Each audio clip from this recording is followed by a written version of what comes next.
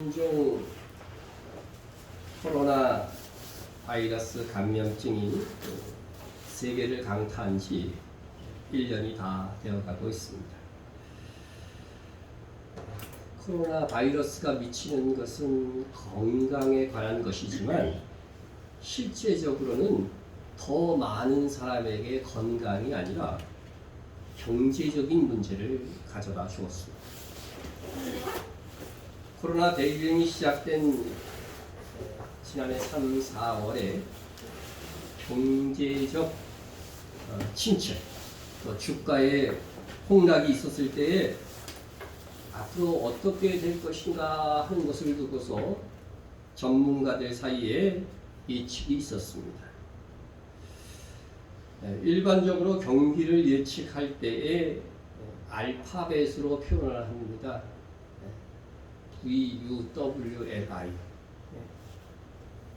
하강했다가 바닥을 치고 상승할 때의 G는 주로 VUW 자를 등장시킵니다. 먼저 이 V자형, 이 V자형은 침체도 회복도 빠른 경우죠. 우리나라 1998년 외환위기가 왔을 때에 경제 성장률이 사상 초유로 마이너스 5.1%였어요. 그 다음 해에 10.7%가 상승했어요. 그러니까 이럴 경우는 V자 반등한 거죠. 그 다음에 이 U자형, U자형은 뭐냐면 한 번 떨어진 경기가 침체가 2, 3년 동안, 그죠? 2, 3년 동안 이렇게 길게 이어진다는 거죠. 그리고 나서 다시 정상화된다 하는 것입니다. 그리고 이 W, 흔히 더블들이다 기수에서도 그렇게 말하는데 이 W자형은 재정 금리 정책으로 경제 위기의 나라에서 재정과 금리 정책으로 일시 회복되다가 실물 경제나 소비 투자는 한참 뒤에 일어나는 그런 경우, 다시 한번 하락을 경험했다가 올라오는 경우를 이야기를 합니다. 그리고 L자형은 뭐겠어요? 떨어져가지고 경기가 침체된 상태로 쭉 이어지는 그런 것이고, I자는 그냥 추락한 상태로 계속 내려가기만 하는 구제불능의 상태, 그런 것을 이야기합니다. 지난 3, 4월에 이제 경제 침체 여파가 세계적으로 강타했을 때에 경제 전문가들이 경제 전망이 각각 제각기였어요. 이 I자형만 예상 안 했지, 이 뭐 V, U, W, L자형이 될 것이다 나름대로 다 주장을 했어요. 저도 전문가 할 수 있겠더라고. 나도 아무거나 하나 하면은 나하고 똑같은 경제 전문가가 있는 거죠. 그러나 투자를 일삼는 사람들에게는 이 전망 중에 누구의 전망을 받아들였는가에 따라서 그 이후의 수익이 굉장히 달라졌다는 겁니다. 경제 전망을 정확하게 하고 그에 합당한 투자를 하면 그것이 곧 수익으로, 돈으로 다가오는 그러한 경제 체제가 되어 있기 때문입니다. 그런 가운데 부동산이나 주식 등 자산 가치는 많이도 올랐습니다. 반면에 부동산이나 주식에 투자할 돈이 없는 사람들은, 그리고 투자하지 않았던 사람들은 더욱 결과적으로 비교적으로 가난하게 되는 그런 결과를 가져오게 된 것입니다. 최근에는 부동산에 투자하는 것은 큰 돈이 들기도 하고 각종 규제와 세금이 강화되는 정책을 펴다 보니 이제 주식시장으로 서서히 돈이 이동해서 주식시장이 예상치를 뛰어넘는, 그렇게 올라서 최고가, 여태까지 역사상 최고가에 이르는 그런 결과까지 나왔습니다. 이는 거기에 경제가 어려워지니까 금리까지 내려서 돈을 빌려서 투자하기 좋은 시대가 된 것입니다. 여러분 제1금융권에서 1억 원을 저금하면 이자로 한 달에 얼마 받을 것 같습니다. 1억 원이 없으니까 생각해 본 적이 없겠지만 보시면은 우리나라 제일 큰 은행 국민은행에서 보면 최근에 이렇게 변경을 했어요. 이자율을. 그러니까 3년 쭉 맡겨도 1년에 그러니까 0.75%의 이자밖에 못 받는 거예요. 그래서 이거 네이버에서 다 입력하면은요 자동으로 다 계산해줘요. 이자율 계산기가 있어가지고서. 그래서 제가 1억을 넣고 해봤어요. 1억을 넣고서 해봤는데 1년에 이자가 63만 6천 원, 63만 6천 원 정도. 예? 그래서 이것을 한 달로 12달이니까 나누면은요 1억 원 맡기면 한 달 이자가 얼마? 5만 3천 원이에요. 네. 이자로 먹고 살겠다고 하는 생각은 이제는 뭐예요? 버려야 된다. 1억 원 맡겨서 겨우 5만 원 받는다는 이 사실을 그러니까 누가 은행에 돈을 맡겨 놓으려고 하겠어요. 가만히 두면은요 인플레이션을 고려하면 돈이 점점 없어지는 거나 마찬가지. 그러니까 가장 쉬운 것이 주식 투자를 하는 거죠. 부동산은 큰 돈이 필요하지만 주식시장은 10만 원만 있어도 투자가 가능합니다. 그리하여 주식시장은 경제가 좋지 않은 상황 속에서도 V자 회복을 넘어서 사상 최고치를 기록했다. 네?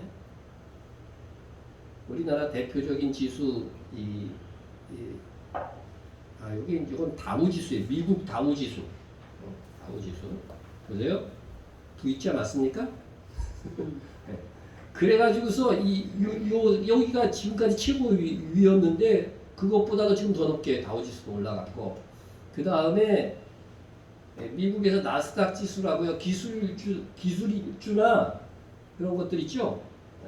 그 성장주 그런 것들이 이 나스닥 지수인데 나스닥 지수는 한번 보세요. V자로 올라갔을 정도가 아니라 어떻게 돼요? 이 비교도 안 되죠 이게. 그죠? 이 경제 위기, 그죠? 코로나로 인한 경제 위기가 오기 전보다도 훨씬 더 높이 올라갔어요.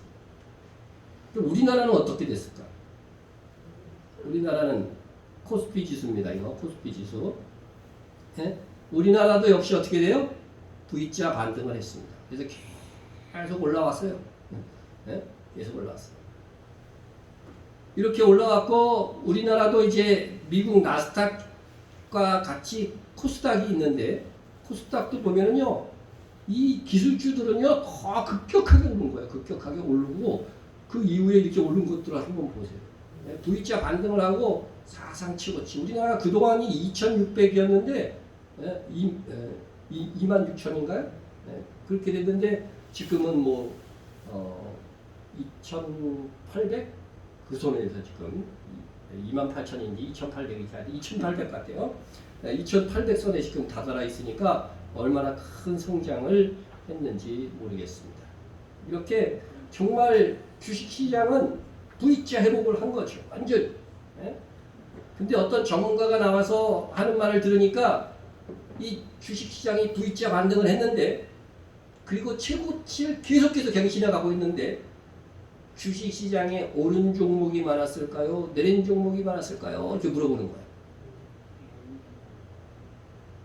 올랐잖아. 전체적으로는 다 올랐는데 놀랍게도 내린 주식이 훨씬 더 많다는 거예요. 네? 그런데 왜 지수는 올랐느냐? 코로나 팬데믹 상황에서 잘 되는 언택트나 이런 반도체 첨단된 주식들은 그냥 어떤 것들은요 2배, 3배까지 오른 거예요. 1억을 넣어놨으면 그게 뭐가 돼요? 2억이 되고 막 3억이 된 거예요. 카카오나 이런 주식들을 넣어놨으면 3배 막 그렇게 됐어요. 네. LG화학이나 최근에는 삼성전자가 많이 오르고 요즘은 LG전자까지도 막 이렇게 오르고 있죠. 그러나 그 외의 회사들은 이 경제 위기 속에서 오히려 더 침체가 되어가지고서 주가는 상승하는데 그 많은 주식들은 오히려 하락한 거죠. 그러니까 주식 투자도 종목을 잘못 선택했으면 어떻게 돼요? 손해를 본 거죠. 손해를 본 거죠.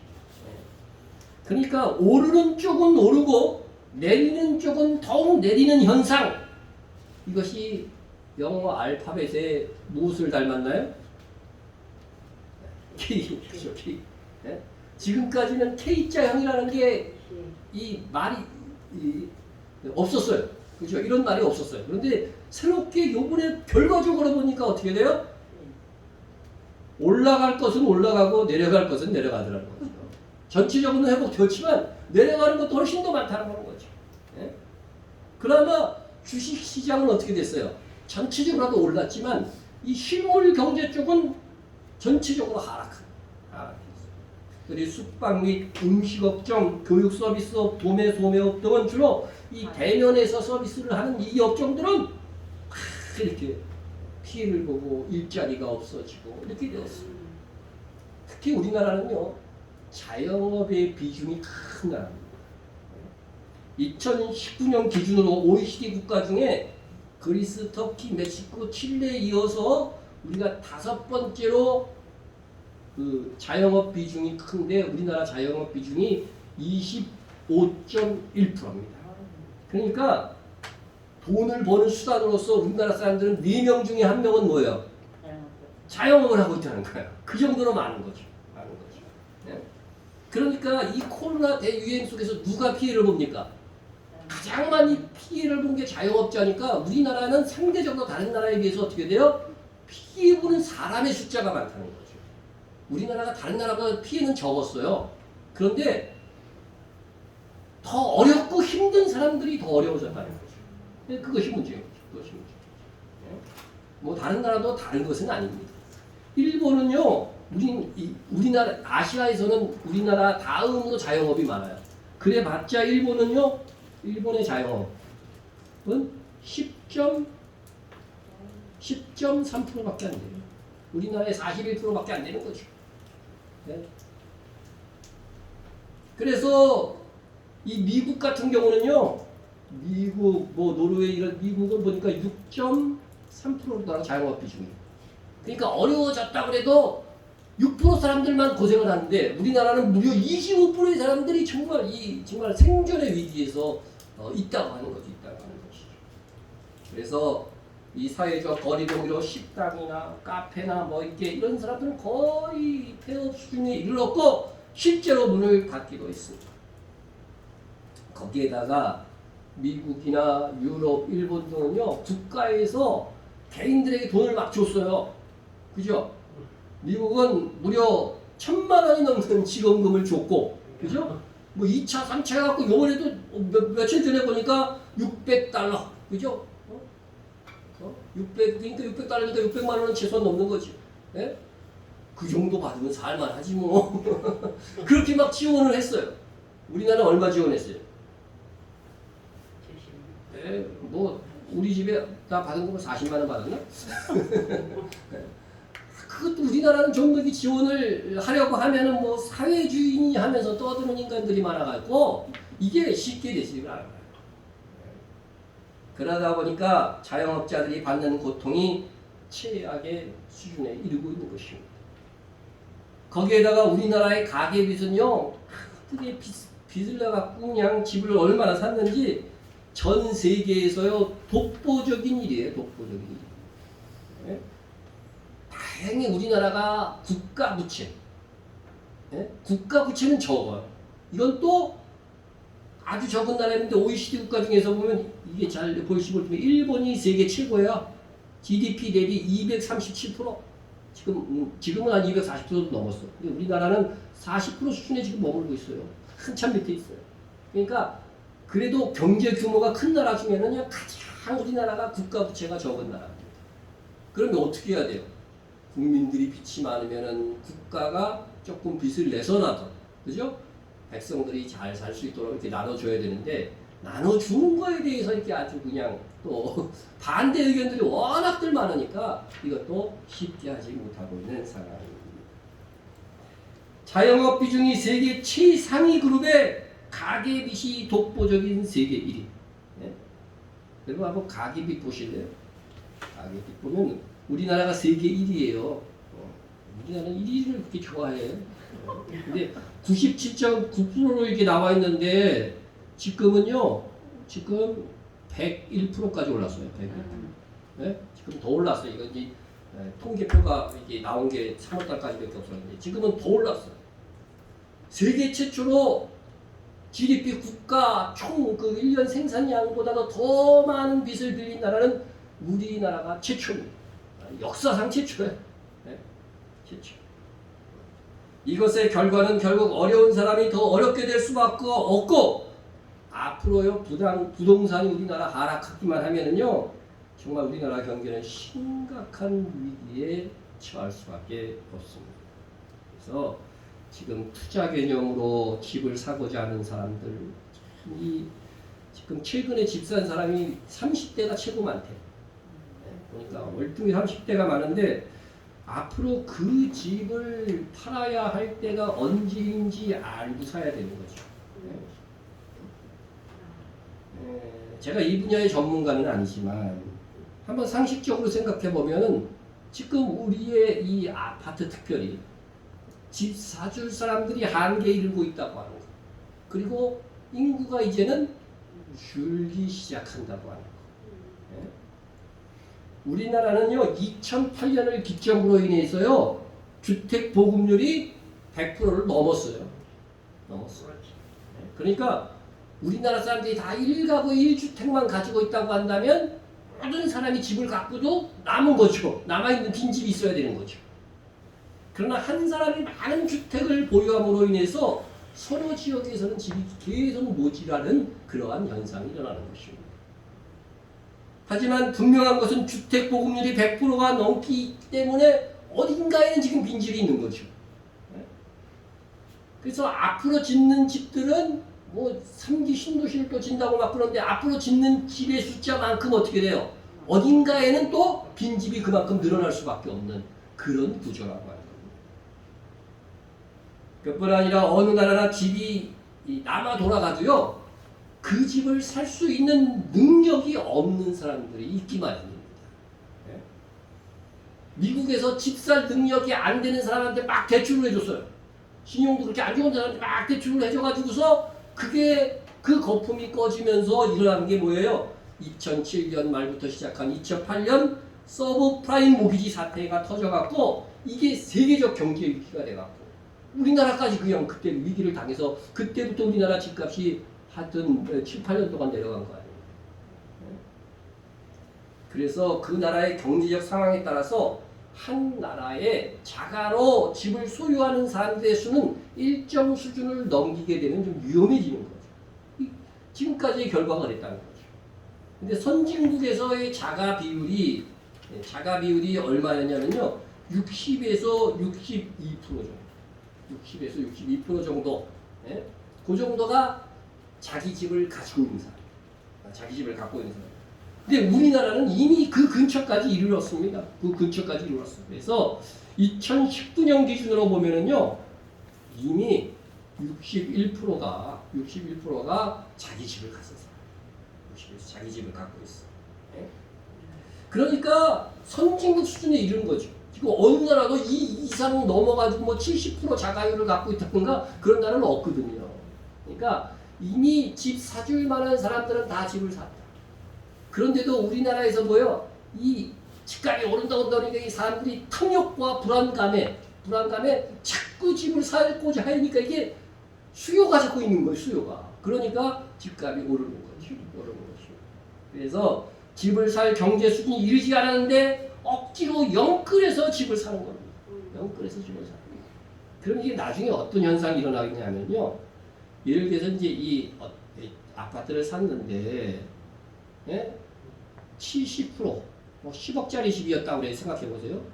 70%를 빚으로 사. 그런 사람들 많아요 지금.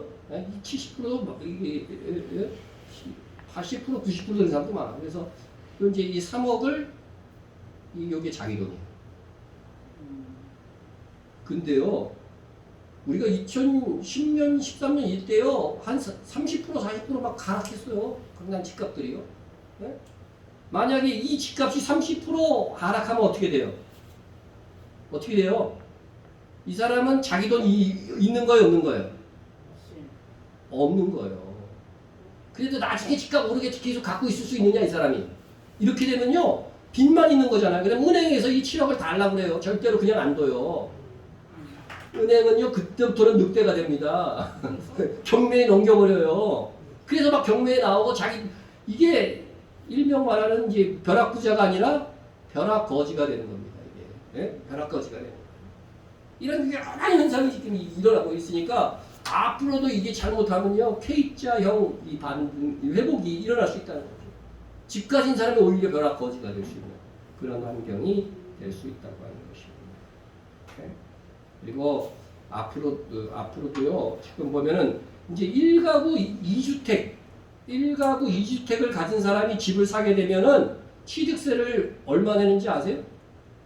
취득세 1가구 2주택 그냥 한 채 집이 있는데 또 샀어. 이런 사람들 때문에 집값이 올라가는 거 아니야 우리나라는. 주택보급률이 100% 넘는데도 이게 취득세가요. 취득세가 8%예요. 8%. 네? 여러분 서울 평균 집값이 지금 아파트값 10억이에요. 그러면은 취득세를 얼마 내야 돼요? 보유세 이런 건 다 빼고 취득세만 8천만 원 내고 시작하는 거예요. 네? 그러면 1가구 3주택인 사람 이 사람이 사는 건 얼마인지 아세요? 12%의 취득세를 내야 돼요. 1억 2천 그러니까 이제는 집을 더 많이 살 수 있는 환경이 아니에요. 이제 집을요 이렇게 1가구 2주택 3주택씩 사기가 어려운 세제로 이제 바뀐 거죠. 저는 잘 됐다고 생각해요. 어쨌든 이렇게 이미 인구 생산 가능 인구도 줄고 있고 이런 세제들을 통해서 앞으로 이 부동산은 지금 뭐 1년 동안 오르는 게 중요한 것이 아니라 이 30대가 은퇴할 30년 후에 어떻게 될 것인가 그거를 한번 생각해 보라는 거죠. 중요한 것은 인구가 줄고 있다는 거예요. 인구가 줄고 있다는 거죠. 인구 예측 모델에 따르면 인구가 서서히 줄다가 급격하게 줄어드는 변곡점이 오는데 그게 2050년. 그때부터는 인구가 어느 정도 줄느냐 표현을 이렇게 하더라고 전문가가 제주도 인구만큼 한 해에 줄어간대요. 네, 한번 보세요. 한 해에 1970년도에 100만 명이 출생했어요. 100만 명. 네? 100만 명이 출생했어요. 지금 몇만 명 출생하는지 아세요? 18년도가 32만인데 지금은요 30만도 안 돼요. 작년에. 네? 그러니까 70만씩 태어나던 게 30만씩 태어나니까 지금 이 갭이 얼마예요? 70만이 줄어드는 거예요. 매년 사실은 산술적으로 얘기하면. 좀 더 크게 보면 네? 저도 베이비 부모 세대인데 제가 태어날 때도 보면요 최고 많이 난 게 1960년도에 108만이 태어났지. 그때가 7만이 태어났어. 60년생 여기 있지. 최고 많이 태어났어. 이때서부터 시작해가지고서요 그 전서부터 한 59년부터 시작해갖고요 계속 70년대까지는요 100만 이상씩 계속 출생을 했어요. 네? 그러다가 이 인구 출생이 이제 30만으로 줄었으니 이 70만의 이 갭이 계속 나타나니까 인구가 줄어야 되는데 왜 안 주는지 아세요? 늙은이들이 안 죽네? 오래 사는 거야. 옛날에는 그냥 60년은 그냥 죽었는데 지금 뭐 최소한 85세, 86세는 살고 90 넘기는 분도 많고 우리 교회도 96세도 있고 막 이래. 네, 그러니까 적게 태어났는데도 인구가 안 줄고 있는 거죠. 안 줄고 있는 거죠. 그런데 그 언제 변곡점이 오냐고요? 이 안 죽던 사람도 언젠간 죽을 거 아니에요. 그래서 그 사람들이 급격하게 이제 죽게 되는 2050년도 가면 인구가 급격하게 줄어가. 태어나는 사람들도 적고 이제 나이 많았던 사람들 그때부터는 막 죽기 시작하는 거죠. 빨리 죽으라고 그러는 건 아니에요. 저는 출생아와 사망자 추이를 보면 여기 이제 출생아예요. 이게 이제 사망자 수 거의 이제는 거의 비슷하게 갔죠. 거의 비슷하게 갔는데 여기 2019년까지야. 근데 2020년까지 하면은요, 2020년 하면은 이미 드디어 사망자 수가요 더 올라갔어요. 네? 네? 출생자보다. 그러니까 이제 인구가 적게지만 어떻게 돼요? 줄어들기는 시작했다. 줄어들기. 그래서 여러분 이 앞으로 이제 여기 보세요. 지금도 이 19세 이상은 계속 급격하게 인구가 줄고 있어요. 그럼에도 불구하고 어떻게 돼요? 65세 이상은 늘어대요. 그러니까 이게 인구가 유지가 되는 거예요. 그런데 바로 2050년에 가면은요, 19세 이상은 계속 줄고, 그리고 65세 이상도 이게 줄기 시작하기 때문에 어떻게 돼요? 인구가 급격하게 주는 현상이 일어납니다. 그러면 아파트가 오를까요? 사람이 없는데 점점? 그거를 생각하라는 거예요. 그러니까 집을 가지고 계속 내가 은퇴해서 평생 가지고 있겠다 이렇게 생각하는 사람들은 오살하지 말고 중간에 빨리 팔든지 그러면 되죠. 지혜롭게 하라는 거죠. 그래서 저는 이 앞으로 이 개인들이 어려워질 가능성의 여지가 여전히 있다. 그러면요, 많은 사람들이 점차 가진 자들의 노예처럼 살 수밖에 없어요. 경제 위기는 항상 어려운 사람이 더 어려워지지. 네? 부한 사람들은 이 경제 위기에 더 부자가 돼요. 더 부자가 됩니다. 네? 제가 군대를 제대하고 직장 생활을 할 때만 해도 비정규직이라는 말 자체가 없었어요. 파견직이라는 말 자체가 없었다니까요. 네? 그런데 지금 어떻게 해요? 비정규직이라도 좀 주세요. 이렇게 돼버렸어요, 이미. 네? 앞으로는 더 심화될 것입니다. 흔히 말하는 빅브라더. 네? 정말 최고의 가진 자들에 의해서 이 세상이 조정되는, 네? 기업이 오히려 정부를 장악하는 그런 빅브라더의 세대가 올 것입니다. 네? 그래야 우리가 예상하는 성경이 말하고 있는 666 짐승의 표를 매매 수단으로 받을 수밖에 없는 세상으로 변해갈 것이라고 하는 것입니다. 이렇게 코로나19 대유행이 잘 되는 사람은 더 잘 되고 어려운 사람은 더욱 어려워지는 경제 상황으로 내몰고 있습니다. 그로 인해 그동안 경제 전망에 있어 V, U, W, L자형밖에 없었던 근데 이게 새로운 이 K형 회복이라는 것이 K형 경제 회복의 시대라고 많은 사람들이 여러분들이 좀 경제 프로그램을 보면 많이 나옵니다. 그래서 K자처럼 그렇죠? 고학력 고소득 노동자는 경제 침체에 빠르게 회복을 하지만 저학력 저소득 노동자는 여전히 더 나빠지고 심화되는 그런 현상입니다. K자처럼 한쪽은 상승하고 한쪽은 추락합니다. 우리나라 주가가 상승할 때는 빨간색으로 표시된대요. 하락할 때는 파란색. 그래서 이렇게 상승합니다. 그래서 여러분 부자는 더욱 부자가 되고 가난한 자는 더욱 가난해지는 이 현상이 이미 우리 주변에서 일어나고 있습니다. 여러분은 어디에 속해 있습니까? 우리는 이 시기에 고통받고 있는 사람들에게 더욱 관심을 기울여야 합니다. 우리 중에 그런 분이 없는지 살펴야 돼요. 그나마 아무것도 안 하고 있었던 분은 크게 추락 안 했어요. 누가 추락했어? 자영업자. 그렇죠? 그런 사람 추락했어. 응?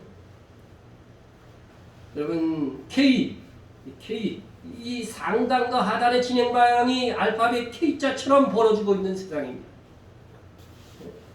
선진국과 신흥국, 나라와 나라도요. 이게 지금 이게 벌어지는 거예요. 우리나라는 선전한 국가입니다. 우리가 어려우니까 우리나라 나라도 잘못됐는지 생각하는데 외국가에 비해서 우리나라가 너무 지금 선전하고 있는 거죠. 부유층과 저소득층, 대기업과 중소기업의 격차가 점점 심화되는 현상입니다. 잘 살고 있는 중산층이 코로나 상황에서 부유층과 저소득층으로 양극화되고 있는 거죠. 그러니까 보세요. 지금 이 K자랑은 중간에 중산층이 없어지는 거예요. 이때 돈을 벌어갖고 완전히 부유층으로 가든가 하락해서 이제 서민층으로 가든가 이렇게 되는 거죠.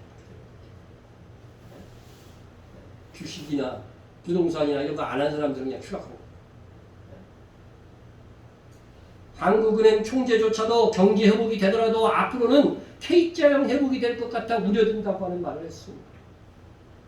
이게 어떻게 해볼 수가 없다는 거죠. 나라의 입장에서. 그래서 경제 위기가 올 때마다 1997년 우리 외환위기 왔을 때 IMF 위기 왔을 때요. 이 상위 20% 하위 20%의 수입 차가요. 3.7배에서 이때에 4.78배로 바뀐 거예요. 2008년 금융위기 때에는 어떻게 돼요? 5.93배에서 6.11배로 1년 사이에 이렇게 바뀌는 거예요. 점점 격차가 커지는 거예요. 지금 아직 통계가 안 나왔지만 지금 이게 더 늘어났겠죠. 더 늘어났겠죠. 네. 미국은 더해. 제가 보니까 어저께 방송을 들어보니까 미국의 상위 10%가 부의 76%를 가지고 있대요. 우리나라는 20% 기준으로 이렇게 해도 이 정도인데 상위 10%가 부의 76%를 가지고 있어요. 근데 상위 10%가 부의 50%만 가지고 있으면 그 사회가 불안해진다고 하는 것이 경제 이론이에요. 근데 이미 76%를 이 상위 10%가 다 소유하고 있는 거죠.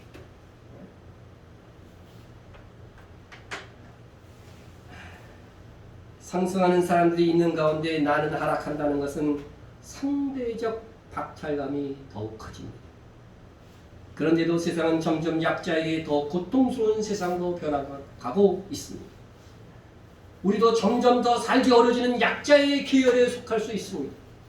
그래도 그것은 우리의 영원의 삶에 비하면 잠깐이에요. 네. 어려운 중에도 오히려 하나님의 뜻을 찾아가서요 하늘의 삶은 더 쌓을 수 있다니까요. 네. 그런데 문제는 코로나 대유행이 영적인 면에서도 K자형으로 나타날 수 있다는 것이에요. 영적인 면.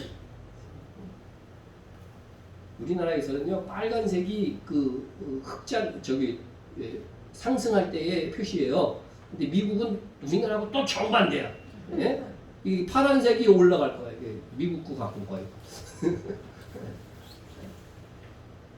여러분 코로나 대유행으로 인해서 상승하십니까? 하락하고 있습니까? 네? 코로나 대유행으로 신앙이 탄탄해지고 성숙해지는 분이 있는가 하면 이로 인해서 믿음이 서서히 추락해가고 있는 분들이 있습니다. 심지어 어떤 분들은 코로나 대유행 시기에 믿음을 포기하는 분도 있습니다. 우리 권사님한테 들으니까 우리가 한동안 또 이렇게 못 모이다가 중간에 좀 풀어져 갖고 다시 모일 때가 있었잖아요. 근데 다른 교회 권사님인데 교회도 안 가고 있더래 주일날. 그래서 왜 이렇게 소송거리고 있냐고 물어봤더니 이거 코로나 기간 동안에 교회를 안 가다 보니까 다시 모였는데도 계속해서 안 가고 있었다. 그렇게 대답을 하더라는 겁니다. 아니 권사님 그게 권사야? 권사님 수준이 그 정도밖에 안 되나? 네. 우리 교회는 다행히 한 사람도 그런 사람이 없어서 다행히. 큰 교회는요 심지어서 지금 교인이 얼마나 줄었는지 알 수가 없대. 한 번도 최근에 다 모여본 적이 없기 때문에 다 모여봐야 안다는 거죠. 다 모여봐야.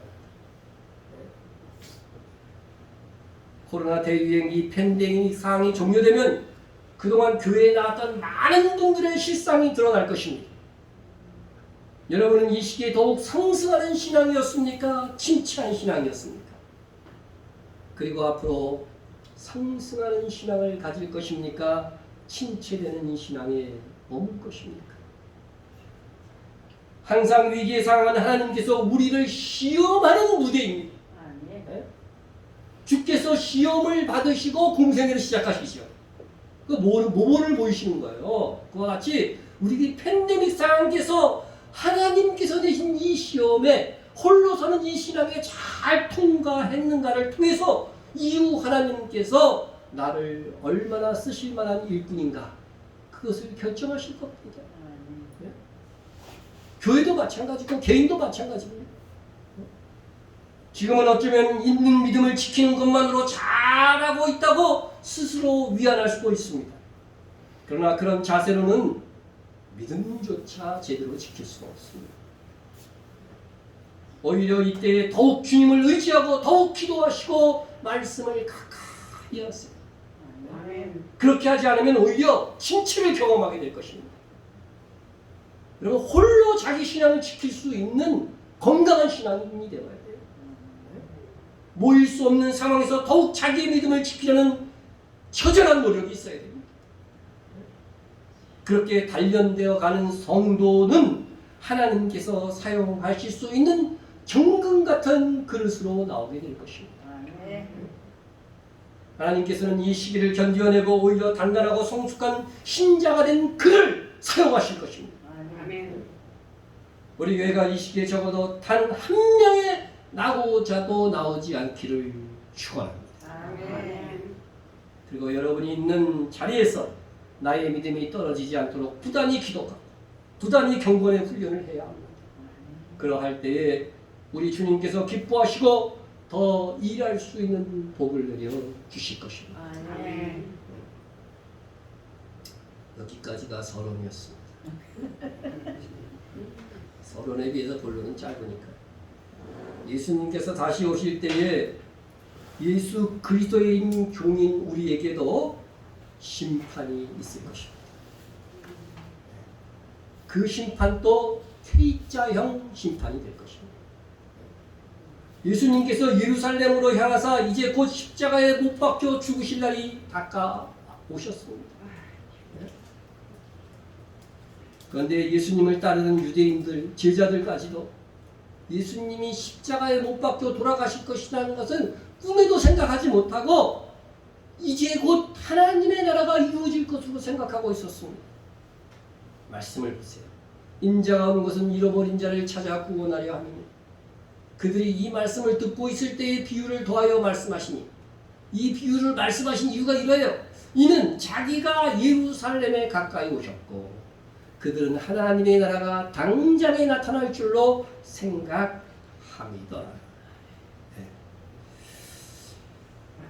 우리가 성경을 통해서 분명히 알아야 할 것은 여기서 유대인들이 당장에 하나님의 나라가 나타날 줄로 안 이 하나님의 나라는 그죠? 천년 왕국이라는 겁니다. 천년 왕국 하나님의 나라. 예루살렘에 가까이 오셨고 했잖아요. 구약 성경에 보면은요. 예수님께서 메시아가 오셔서 예수님이라는 이름은 안 나왔지만 메시아가 오셔서 예루살렘에서 만왕의 왕이 되어져서 이제 유대인 중심의 세계를 다스리는 그런 시대가 올 거라고 예언되어져 있어요. 근데 예수님께서 그들이 메시아로 믿고 있던 예수님께서 이제 예루살렘으로 가고 있으니까 당시 이스라엘을 정복하고 있던 이 로마를 물리치고 이제 거기서 왕이 되셔갖고 세계를 다스리는 그런 만왕의 왕이 되실 것이다. 그것을 하나님의 나라로 생각합니다. 이 천년왕국을 하나님의 나라로 생각하고 이 사람들이 이제 곧 내가 왕이 예수님이 이제 왕이 되면 베드로의 꿈이 뭐였어요? 요한의 꿈이 뭐였어요? 나는 영의정하리라. 이런 생각을 가지고 있었던 거예요. 그러니까 주님 보시기에는 한심한 것이 나는 곧 가서 이제 십자가에 못 박혀서 인류의 죄를 위해서 대신하여 죽을 것인데 뭐 지금 만왕의 왕 될 생각하고 그냥 꿈에 막 젖어 있는 거예요. 그렇지 않다는 것들을 가르치기 위해서 지금 예수님께서 비유로 말씀하시는 거예요. 여러분 그래서 성경에서 구원을 말할 때에 천년 왕국을 이야기하는 건지 영원한 하나님의 나라에 대한 구원을 말하는 건지 이거 구분해서 구분하지 못하면요 우리가 자칫 행위 구원론에 빠질 수가 있어요. 여러분 영원한 하나님의 나라에 들어가는 이것은요 이 천년왕국 후에 오는 거예요. 이거는요 오직 무엇으로 구원받아요? 믿음으로입니다. 오직 믿음. 오직 믿음으로. 근데 예수님께서 주로 말씀하시는 천년왕국이에요. 천년왕국을 의미하는 하나님의 나라는 물론 이 믿음이라고 하는 이 말도요 믿음은 반드시 뭐로 나타나요? 행위로 나타나게 되죠. 그러나 그 행위가 크게 나타나든 적게 나든 상관없이 뭐는 받는다는 거예요. 영원한 하나님의 나라는 들어가는 거예요. 그런데 이 천년왕국을 말하는 이 하나님의 나라는요. 물론 기본적으로 믿음은 있어야 되겠지만 믿음 플러스 뭐가 있어야 돼요? 행위가 있어야 되는 거예요. 행위가. 그 행위도 어떻게 돼요? 아주 우수해야 돼요. 우수한 행위가 있어야만 천년왕국이 들어가요. 이 개념을 잡지 못하면요. 성경을 보면서 구원이 행함과 아무 상관없이 받는다고 어디든 돼 있고 또 어디는 뭐라고 돼 있어요? 구원을 막 쟁취하는 것처럼 말하고 있고 이게 구분을 못하면 그렇게 되는 거죠. 헷갈리는 거죠. 이것만 여러분이 개념을 딱 잡고 있으면 성경을 보면서 오해하지 않을 수 있는 거죠. 지금 예수님께서 말씀하시고 있는 하나님의 나라는 천년왕국이기 때문에 뭐예요? 행위가 있어야 들어가는 거예요. 행위가. 그래서 이 비유 속에서도요 행위가 나타나는 거예요. 이 행위가 있어야 들어갈 수 있는 거죠. 자, 예수님께서 그러면 우리의 행위와 공적을 평가할 때 여러 가지가 있어요. 그렇죠. 교회에서 청소도 하고 봉사도 여러 가지가 있을 수 있어, 그죠? 네? 그런데 그 중에 대표적인 사역이 무엇인가? 그것이 오늘 비유를 통해서 나타나는 거죠. 예수님께서 그래서 먼저 뭐라고 말씀하면 인자가 온 것은 잃어버린 자를 찾아 구원하려 함이니라 하고서 어떻게 돼요? 하나님의 나라에 대한 이야기가 하는 거예요. 우리가 말하는 행위, 그죠? 하나님의 나라, 천년왕국에 들어갈 때 가장 큰 공적으로 인정되는 것은 뭐예요? 잃어버린 자를 찾아 구원하는 이 사역. 예수님이 본을 보인 이 사역. 이 사역에 얼만큼 동참했느냐에 따라서 우리가 천년왕국에 들어갈 수 있느냐 없느냐를 결정하실 거라고 하는 말씀입니다. 네. 자, 오늘 본문의 문화의 비유에서 그러니까 지금 당장 하나님의 나라가 이루어지는 것이 아니고 예수님께서 죽으셨다가 다시 오실 때까지 이 문화의 비유에서 말씀하신 대로 산 사람이 어떻게 돼요? 천년왕국에 들어가서 거기서 뭐가 된다고요? 왕이 되는 거예요. 예수님과 함께 왕이 된다고 나와 있잖아요. 주와 함께 왕노릇하리라. 네? 자, 근데 오늘 이제 비유를 한번 보십시오. 오늘 본문 문화의 비유에서 예수님의 왕됨을 원치 않았던 사람들이 있어요. 이 사람들은 어떤 사람들일까요? 믿음이 없는 사람들. 믿음이 없어. 네? 그러니까 이 사람들은 어떻게 돼요? 예수님 오시면 다 멸망시킨다는 거예요. 멸망에 이르자라는 거예요. 그런데 반면 10명의 종에게는 한 문화씩 줬어요. 큰 돈은 아니야. 한 문화씩 이렇게 줬어요. 그리고 뭐라 그래요? 내가 돌아올 때까지 장사해라. 네. 이 장사라는 게 무슨 뜻이야? 예수님처럼 잃어버린 자를 구원하는 사역을 하라는 거죠. 내가 돌아올 때까지 장사하라. 이렇게 한 것입니다. 네? 그래서 우리가 앞으로 전도와 선교의 사역을 얼마나 동참했는가에 따라서 다시 오실 주님께서 우리를 판단하게 되실 것입니다. 네? 본문 문화에 비해서 이제 반면에 이제 돌아오셨어요. 이제 주인이 돌아왔어. 주인이 왕위를 받아 돌아오셨어요. 여러분, 이 오늘 비유에서 왕위를 받아 돌아오신다는 것은 뭐예요? 예수님께서 승천하신 다음에 하나님 아버지로부터 왕권을 상속해가지고서 만왕의 왕, 다시 오실 때는 정말 만왕의 왕으로 오시는 거예요. 만왕의 왕으로 오실 것을 예고하는 거죠. 네? 자, 그런데 이제 예수님이 오셨어. 주인이 왔어요. 오늘 비유에서 왔는데 이제 자신 있는 사람들이 제일 먼저 나오죠, 그렇죠? 뭐든지 일을 잘한 사람, 장사를 잘한 한 사람이 딱 나와서 나 10문화 남겼습니다. 10문화 남겼습니다. 네? 우리가 이런 사람이 돼야 되는데. 네? 그랬더니 주님께서 뭐라 그래요? 잘하였다. 착한 종이야. 네, 착한 종은요, 주의를 열심히 하는 종이에요. 착한 종이요. 내가 지극히 작은 것에 충성하였으니 몇 거울? 10거울을 다스리는 왕이 되는 거야. 10거울을 다스리는 왕. 와. 네? 나는 신길 동안 해도 벅찰 것 같은데 옆에 돈까지만 이제 10거울. 네? 이제 그 다음 사람이 와갖고 이제 5문화를 남겼다고 하면서 5문화를 다 내니까 뭐라 그래? 착한 종이요, 네가 적은 일에 충성하였으면 그 말을 쓰면 좀 생략하시고 그냥 어떻게 해요? 너도 5거울을 차지하라. 이렇게 된 것이죠. 아우, 5거울만 다스려도 뭐. 이 말씀은 주님이 다시 오셔서 천년왕국에 우리의 신분과 권력과 위치에 대한 이 비유, 이 말씀을요, 비유를 해주신 거예요. 다시 말씀드리지만 장사한다는 것은 무엇에 대한 행위라고요? 인자가 온 것은 잃어버린 자를 찾아 구원하려 합니다.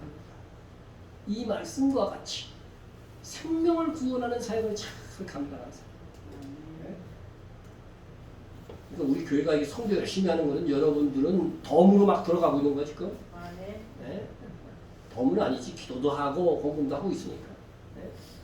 그러니까 이게 여기에 동참하느냐 안 하느냐가 지금 아무것도 아닌 것 같아도요. 주님 다시 올 때는 엄청난 차이를 가져오는 거예요. 예수님처럼 우리도 삭개오와 같은 잃어버린 자를 구원하는 일을 해야 합니다. 그 일을 잘하면 첫째 부활에 참여하여 10거울 5거울 다스리는 주와 함께 왕노릇하는 그리스도인이 되는 겁니다. 그래서 요한계시록에 특별히 이 천년왕국을 묘사하고 있는 요한계시록 20장 6절에 이 첫째 부활에 참여하는 자들은 복이 있고 거룩하도다. 둘째 사망이 그들을 다스리는 권세가 없고 도리어 그들이 하나님과 그리스도의 제사장이 되어 1000년 동안 그리스도와 더불어 뭐하리라? 왕노릇하리라. 이 약속이 있어요. 그냥 쉽게 넘기는 사람은 넘기겠지만 이 약속을 붙들고 우리가 남은 생을 사느냐 안 사느냐에 따라서요 우리의 영원한 나라의 삶의 수준은요 현격하게 달라지는 것입니다. 그래서 주님 다시 오셔서 심판하시고 천년 왕국이 시작되면은요 이렇게 복음의 전도를 잘 선교를 잘 감당한 교회와 개인들은 그야말로 빅토리. 빅토리가 무슨 뜻이에요? 승리자, 승리자. 예? 부의 상승을 하게 될 것입니다. 부의 상승. 예? 반면에 주께서 한 문화를 주었으되 예? 수건에 싸두어 가지고 한 문화만을 그대로 가지고 있는 종도 있었다는 사실입니다. 아, 이 사람은 한 문화를 딱 받았어, 그죠? 한 문화를 받았고 이거 이러면 큰일 난다고. 이 땅에 막 수건에 싸갖고 그래도 귀하니까요 그냥 묻어두지 않고 이게 수건이라도 쌌네. 네? 그래서 주님 오시니까 어떻게 돼요? 한 문화 그대로 드린 거예요. 그러니까 한 문화는 유지한 걸로 봐서 이 사람은 아마 믿음은 가졌던 것 같아요. 예수님은 믿었던 것 같아요. 예? 그러나 믿음의 유산을 물려주지도 못하고 선교에 동참하지도 않았습니다. 오히려 수건에 싸서 한 문화를 숨겨놨듯이 이 사람은요 자기 믿음에 대해서 안 믿는 사람한테요 부끄러워요. 믿음을 부끄러워요. 그래서 숨긴 사람이라는 거죠. 다른 사람 앞에서 우리가 믿음을 부끄러워하면 어떻게 된다고 됐어요? 인자가 다시 오실 때에 하나님 앞에서 너를 부끄러워하게 될 거라고 그렇게 말씀하셨잖아요. 겨우 실 같은 믿음만 지킨 거예요. 그런 사람들 많아요. 우리 교회도 있어. 실 같은 믿음만 겨우 지키고 있는. 그러한 자에게 주님께서 심판하십니다. 곁에 섰는 자들에게 이르되 그 한 문화를 빼앗아 10문화 있는 자에게 주라니.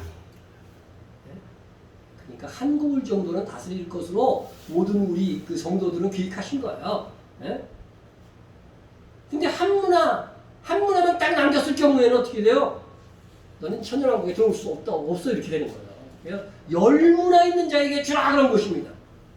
그러자 함께 있는 종들이 말하기를 주여 그에게 이미 10문화가 있나이다. 종들이 제가 보기엔 좀 착한 종들일 것 같아요. 그죠?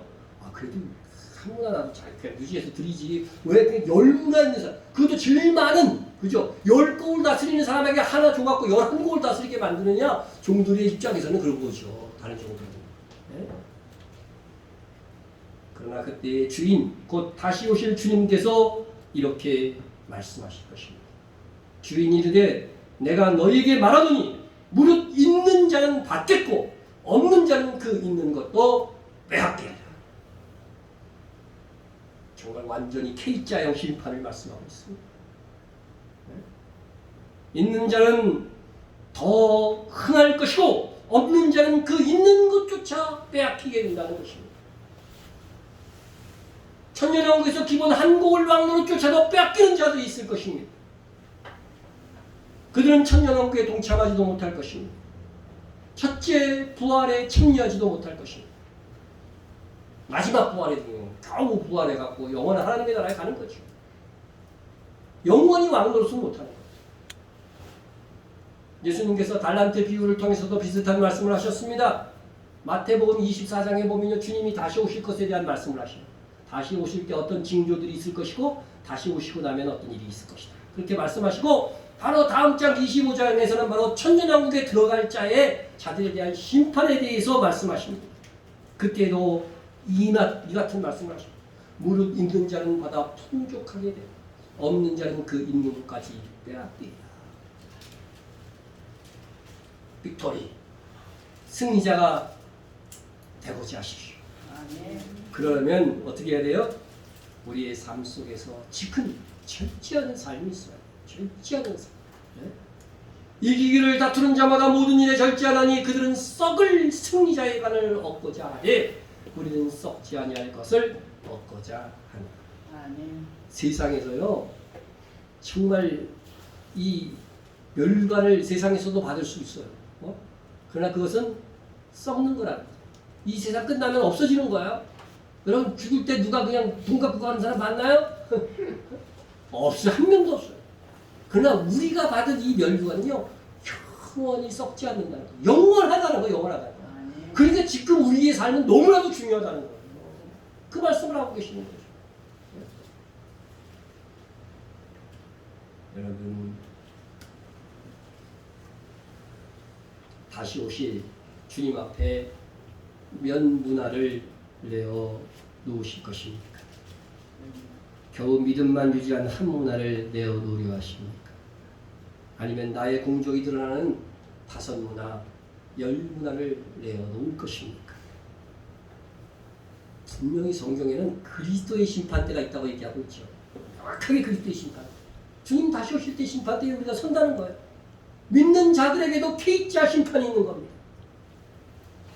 오늘 우리가 어떻게 사는가에 따라서 그날에 우리가 승리자가 될 것인가 낙오자가 될 것인가가 결정되는 것입니다.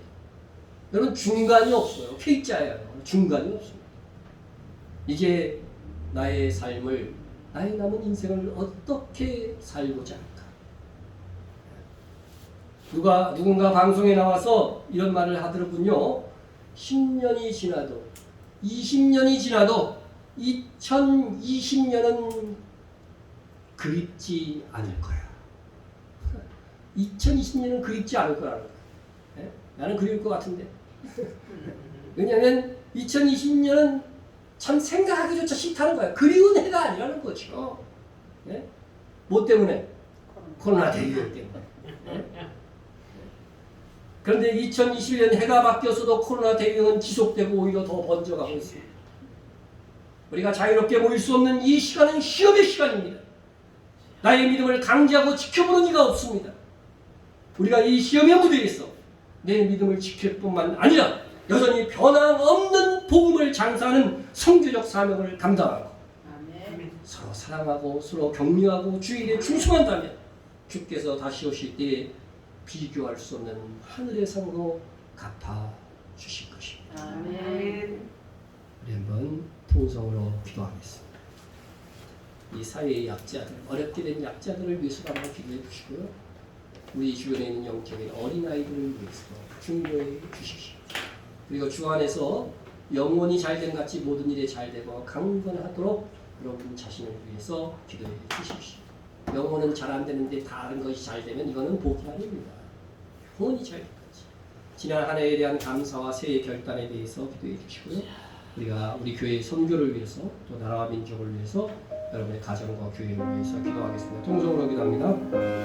사랑의 하나님 아버지 감사합니다. 우리와 함께 하시는 하나님을 찬양합니다. 지난 한 해 주님께서 도우시고 인도하여 주셨음을 감사합니다. 어려운 중에서도 풍족하게 하시고 어려운 중에서도 귀한 선교들을 잘 감당할 수 있도록 힘 주시고 능력 주시고 하나님의 공급하심으로 채워주신 것을 감사합니다. 아버지 하나님 이 새해 더욱더 결단함으로 인하여서 하나님을 아버지 하나님의 마음을 다하고 목숨을 다하고 뜻을 다하여 사랑하는 자 되겠습니다. 그런 교회가 될 수 있도록 또한 도와주시고 그런 가정 될 수 있도록 주께서 역사하여 주시기를 간절히 기도합니다. 아버지 하나님 이 코로나 정국 속에서 너무나도 약해진 사회적 약자들 더욱 가난하게 된 일들이 있습니다. 이 나라의 모든 정치권과 아버지 하나님들이 효과적으로 작용했습니다. 이 사회적 약자들이 고통 속에서 경제적인 어려움 속에서 일어날 수 있도록 긍휼과 자비를 베풀어 주시옵소서. 아버지 하나님 그보다 더 불쌍한 영적인 어린아이들이 우리 교회에도 있고 우리 주변에도 많이 있습니다. 아버지 그들이 깨어나게 도와주시옵시고 아버지 하나님의 성장하게 도와주시고 자라나게 도와주시고 어른이 될 수 있도록 주님께서 함께하여 주시옵소서. 이 몸과 함께하여 주 안에서 정말 영혼이 잘되고 하시고 모든 일에 잘되고 강건한 복이 임하게 하여 주시옵소서. 우리가 감당하고 있는 아버지 하나님의 귀한 성도의 삶 가운데 주님께 감사합니다. 아버지 하나님 이스라엘 선교 열방에 대한 선교들 아버지 각각의 선교사들 선교 기관들 주께서 역사하시고 인도하여 주시기를 간절히 정말 우리가 이 선교를 통하여 많은 영혼이 주께로 돌아오기를 하시고 잃어버린 양들이 주께로 돌아오는 역사가 일어날 수 있도록 주님께서 함께하여 주시기를 주옵소서. 아버지 하나님 나를 주시고 이 민족을 사랑하여 주시옵소서. 코로나를 잘 헤쳐나갈 뿐만 아니라 경제적으로 어려워진 사람들에게 위로가 될 수 있는 모든 정책들이 이루어질 수 있도록 주여 함께하여 주시기를 간절히 아버지 하나님 우리의 안보와 경제와 아버지 하나님의 정말 평화로운 민족 되어지기를 원합니다. 갈등하는 민족 되지 않도록 주님께서 함께하여 주시옵소서. 교회 가정을 주시옵시고 때로의 가정, 믿음의 가정, 진리 안에서 가정, 하나되는 가정 되어지게 하시고 우리 교회를 아버지 하나님의 가정하시되 아버지 하나님의 강소교회가 되게 하시옵소서. 작지만 강한 교회, 하나님의 뜻을 이루는 교회, 하나님의 많은 일들을 감당할 수 있는 교회 되어지게 주시옵소서.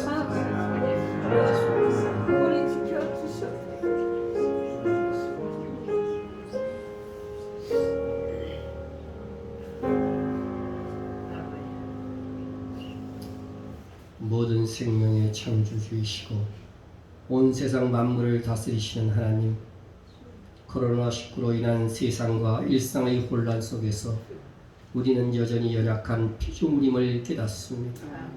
우리가 이 어려움을 극복하기 위해 할 수 있는 것이 있다면 그것은 오직 하나님만을 바라보는 것밖에 없음을 고백합니다. 이 모든 것을 다시 시작하게 하실 수 있으시며 회복시킬 수 있으신 생명의 주관자이시며 온 세상을 다스리는 하나님을 바라보며 기도하오니 우리 기도를 들어주옵소서. 우리가 믿음에 있어 최소한 추락하는 일은 없게 하시고 침체되는 신앙도 되지 않게 하시고 오직 마음을 강하게 하고 담대히 하려 더 단단하고 성숙해져가는 믿음을 갖게 하옵소서. 우리의 기도가 줄지 않게 하시고 마음을 다하여 하나님을 사랑하는 삶을 살게 하여 주옵소서. 예수님의 이름으로 기도드립니다. 찬송가